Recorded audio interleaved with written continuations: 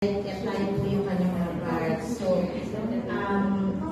bilang mga parte po ng kanyang katawan, meron tayong mga bagay na mga ginagawa sa ating mga own organization, sa ating mga sariling buhay. Nagaano man po maliit yung ginagawa natin, maliit man o malaki siya, basta po totoo at maganda po at tama po sa kanyang panig ay ina-appreciate po kayo. So, nagiging very appreciative po siya as a body po, lahat po tayo ay nire-recognize niya bilang mga anak niya at bahagi ng kanyang katawan. So, kahit ano pa po organisasyon tayo belong at kahit ano pa po yung mga ginagawa natin, basta po tama, totoo at pleasing po sa kanya ay magiging rewarding po yun sa atin. So, i-continue lang po natin yung mga ginagawa natin, kaanuman po yan kaliit o kalaki po, basta po in the service of our Lord,